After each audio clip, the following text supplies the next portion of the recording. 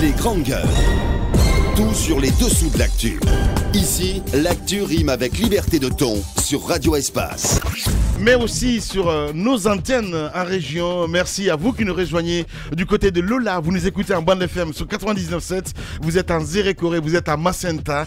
Bienvenue sur Espace Forêt de ce côté. Et voilà, beaucoup de réactions ce matin, évidemment, avec ce sujet. On a évidemment l'autre animateur de l'émission qui réagit. Et bien, chers amis, les Français sont comme les Guinéens. La destruction des valeurs. Bolloré a créé des emplois en Afrique. Quoi en Afrique? Eh bien, quoi en Afrique? Il le dit de toutes les façons. Une telle affaire ne serait jamais arrivée aux États-Unis, que la France prive de l'Afrique en cassant ses enfants, qu'elle verra les Chinois les remplacer. Donc c'est évidemment la Junior. Mais pour l'instant, on va dire, c'est correct quoi. Voilà, on va le dire comme ça. Voilà, la Junior qui réagit ce matin évidemment sur notre plateforme. Nous restons toujours dans le sillage avec ces auditeurs très nombreux à réagir sur le hashtag Espace GG, évidemment sur Twitter, à Alpha Oumarli. Pensez-vous, pensez à cette population que vous prétendez défendre alors qu'une réalité, vous les enfoncez dans la misère. Vous n'en faites que rien dans ce sens. Le peu ou rien vous faites en guider par des intérêts publics. Arrêtez de manger cette population. Donc, c'est Alpha Oumarli qui nous envoie ce message. On reste avec lui, avec l'affaire Bolloré. L'affaire Bolloré démontre encore une fois que les gens qui pillent nos richesses à la tête de ce pays, hallucinant. Voilà la population qui meurt de faim, d'insécurité, famine. Rien n'est fait pour améliorer donc leurs conditions de vie. J'ai très mal, il le dit ce matin, Alpha Oumarli qui réagit. On reste dans le sillage avec toujours ces auditeurs qui réagissent sur le hashtag Espace GG. Sinon, on va essayer de partir sur l'autre plateforme, sur le 657 39 13 13. Le temps pour notre réalisateur. Voilà, merci beaucoup. On y va avec ce tout message qui nous parvient. Bonjour les GG, c'est Lamine Saliou alias Ibrahim Assouri Camara depuis Matam. Bolloré a financé la campagne présidentielle d'Alpha Condé en 2015. Au moment, le message n'est pas venu au complet. On reste toujours avec ses auditeurs sur le 657 39 13 13 Maboudou Condé. Avec cet autre auditeur qui réagit, qui dit bonjour les vrais gens, je m'appelle Maître du Savoir. Je suis reconnu, acclamé, réclamé, adulé, approche pour mes clairvoyances. J'ai toujours crié haut et fort que M. Bolloré est un mauvais choix pour la Guinée. À partir de maintenant, j'aimerais que cet escroc déguerpisse d'ici le plus vite possible. Voilà, le PRAC s'est une nouvelle fois encore trompé. Voilà, donc notre ami, malheureusement le message n'est pas venu au complet, donc Maître du Savoir, voilà, qui n'a pas de nom. On reste toujours avec ses auditeurs, le 657 39 13 13, l'homme de la vérité. Bonjour les GG, en tant que le président Alpha Promesse est président de ce pays, les Guinéens vont toujours pleurer, donc c'est compréhensible, donc il est complètement à l'ouest ce gars-là, c'est un FDGiste et il est dans son rôle évidemment. On va y aller avec cette autre affaire, mon cher Tamba. On part à Topaz ce matin, bien avant, peut-être que nous allons essayer de partir avec, parce qu'on a un extrait sonore évidemment diffusé samedi dernier dans l'autre journal de Mohamed Damaro Camara. On va essayer d'écouter ça et puis derrière on revient. Depuis mon accident sauvé, mon patron jusqu'à présent, m'a fait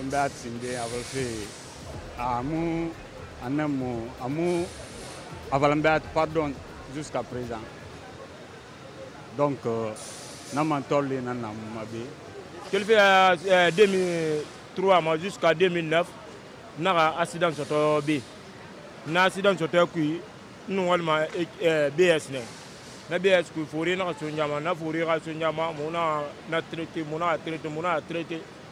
na ntongo be na ngane ndende alko no man traité de kina ngano dandande la Guinée ku mona me afata ma c'est nan dal ko ngani kono bom men na me for men ngeni na be muti mona te mona goro na temu préfère na koya na gundi na ka sayna so mo fe bo alko mona wa sande de kina ko mona sanda ha muno asanda de na pa c'est un tir film et mon nom voilà tout le monde souhaite que tous les gens de Topaz qui travaillent au Topaz, ils sont des riches. Tout le monde a ça dans leur tête, je comprends.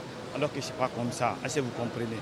Notre souhait, nous on veut que si le président vient, ce qu'il va dire à le propriétaire de Topaz, d'embaucher tous les gens qui ont duré ici. Est-ce que vous comprenez? C'est ça notre souhait. Une grande société, une entreprise comme ça, comme Topaz, on fait 1 an, 2 ans, 3 ans, 4 ans, sans embauchement, 5 ans. Il y a d'autres qui ont fait 8 ans. Et aujourd'hui, personne ne veut la vérité. Et nous-mêmes, en personne, on a peur de parler la vérité. Parce qu'après la vérité, il faut dire au revoir à l'entreprise. Radio Espace, les grandes gueules. Leur spécialité, c'est la démesure totale. Tant qu'ils ne changeront pas, nous ne changerons pas non plus. Les grandes gueules, à suivre tous les jours sur la radio d'opinion. Radio Espace. À l'instant T, on vient d'écouter quelques travailleurs du côté de Topaz, mon cher Tamba. Vous imaginez le degré de pourrissement dans lequel on se retrouve lorsqu'un travailleur veut dire les choses telles qu'il les vit, lorsqu'il veut parler de son environnement de travail, lorsqu'il veut parler de ses conditions de travail, on le fout dehors. En clair, la vérité fait mal. On ne la supporte plus dans le contexte guinéen. À l'instant où je te parle. Je vais y venir tout à l'heure, Lamine Guirassi. Mais on va remontons un peu en 2015. Les grandes gueules. Parce que ces pratiques ne datent pas d'aujourd'hui. Ils parlent de 2003. Mais je vais vous dire, depuis ce moment-là, au moment où il n'y avait même pas la liberté telle qu'on la vit aujourd'hui avec les médias qui permettent de relayer un peu les conditions de vie des travailleurs, il y avait déjà ces pratiques-là. En 2015, vous vous rappelez, on en a parlé d'ailleurs avec Topaz, on a indexé EDG, on a indexé la Direction nationale des impôts qui serait en connivence avec Topaz, qui ne paierait pas ce qu'elle devrait à l'État. Certains cadres venaient qui prenaient de l'argent, en tout cas d'après les informations que nous avions, certains venaient, ils prenaient de l'argent et ainsi, d'après ces informations, la Topaz se retrouverait avec une plus-value mais excessive qui profitait simplement à l'entreprise et à certains Guinéens. Mais ce dont on parle précisément, Lamine Guirassi, nous sommes dans un contexte démocratique où il y a une constitution et des lois qui encadrent l'exercice de quoi que ce soit dans ce pays, donc de toute l'activité qui caractérise notre pays. Mais au-delà de cela, nous avons une inspection générale du travail. Nous avons des syndicats qui œuvrent dans l'amélioration des conditions de vie des travailleurs. Comment se fait-il, et c'est toute la question que l'on se pose désormais, comment se fait-il qu'une entreprise, malheureusement, on est tenté d'être étiqueté quand tu vas dans cette perspective-là, mais voyez bien comment les entreprises étrangères se comportent sur le territoire guinéen. On peut bien se poser la question, et c'est tout à fait légitime, comment se fait-il que des entreprises peuvent venir chez nous, se créer à elles-mêmes leur code de travail, parce que c'est cela ce que je vais dire, et qui se permettent de l'appliquer, mais en toute opposition, en toute contradiction, en toute dichotomie avec la législation du travail en vigueur en République de Guinée. Là, on parle des conditions de travail de ces gens. On parle de sécurité au travail. Parce que c'est d'abord de cela qu'il s'agit. Ouais. Les travailleurs ont besoin d'équipements qui garantissent leur sécurité au travail. Qu'en est-il à Topaz? Plusieurs fois, les travailleurs l'ont évoqué. Mais comme il dit, lorsque vous essayez d'en parler, vous êtes soumis à une sorte de processus de licenciement abusif, totalement arbitraire. Maintenant, mon cher Tamba, dernières informations, parce que moi j'ai vu ça dans l'autre journal, je n'en revenais pas. Alors, entre-temps, je me suis dit qu'il faut essayer de traiter depuis lundi, on devait passer ça à l'antenne. Entre-temps, on a appelé les responsables du côté de Topaz.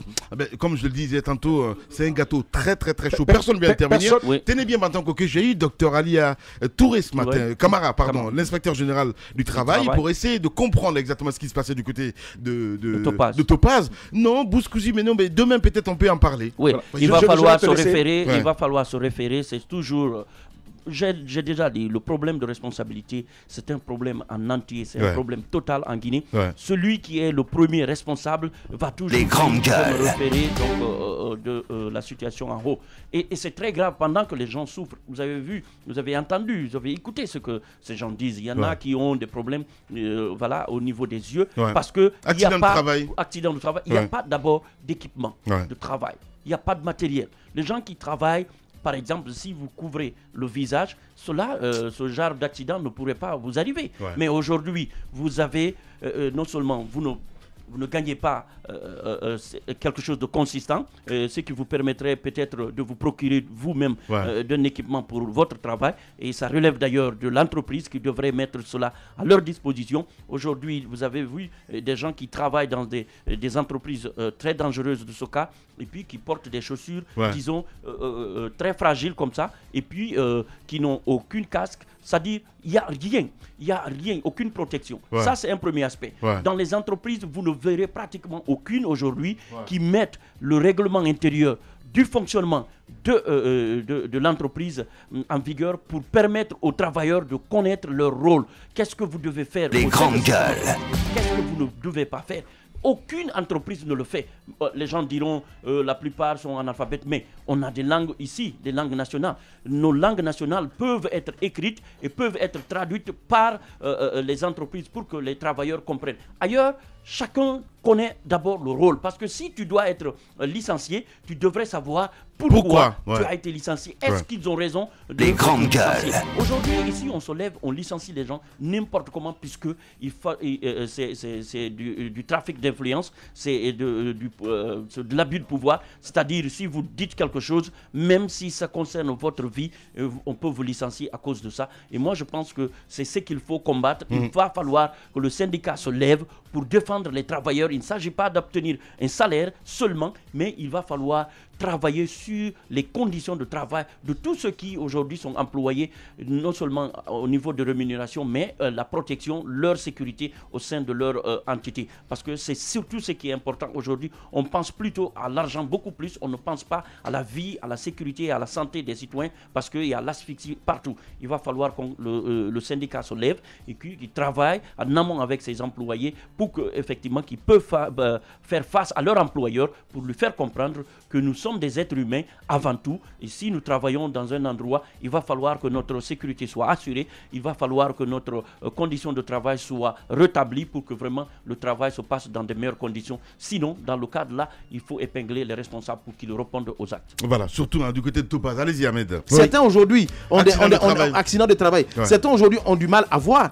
Mais il faut créer des conditions pour eux. Je suis désolé, il fallait une assurance pour ces travailleurs comme ça en cas de ce genre de sinistre, qui puissent quand même vivre décemment le restant de leur vie. Mais on ne peut pas les jeter comme ça à l'abattoir. Je pense que c'est un crime qui est en train d'être commis aujourd'hui par cette entreprise et d'autres entreprises ici au plan local. Mais j'accuse les responsables. J'accuse les responsables en ce sens qu'ils sont au courant. Mais ce que Tamba signalait, c'est ça la réalité. Ils se promènent de société en société pour ramasser de l'argent, pour fermer les yeux et la bouche sur tout ce qui se passe de façon négative. Je pense que ce n'est pas normal. Avant que l'heure ne soit grave, avant que des entreprises ne connaissent une situation qu'on ne pourra pas gérer après, je pense qu'il est grand temps pour les autorités de prendre leurs responsabilités et à l'inspection générale du travail de faire appliquer ce code du travail. Qui mieux pour nous parler ce matin, c'était Dr Alia. Je suis désolé. Voilà, vous allez voir Kéboré qui va aller parler, qui va aller. Je comprends maintenant pourquoi en fait il est partout. Voyez-vous ce que je veux dire? Je vais vous dire. C'est vrai.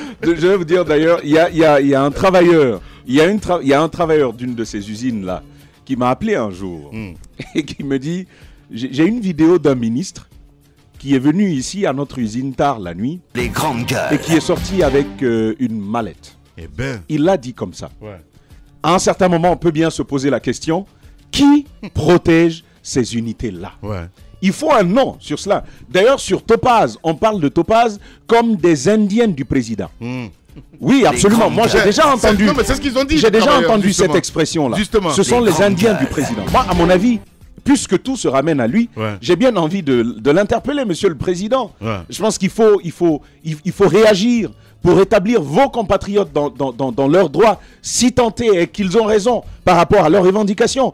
À mon avis, ça, c'est une obligation aujourd'hui. Le président de la République, qui a quand même promis de travailler à éclaircir la gestion dans ce pays-là, il devrait prendre la mesure de la chose et agir pour une fois. Parce que là-bas, on attend cela. Mais au-delà de ça, des gens qui ont eu ces accidents de travail, que prévoit-on pour eux?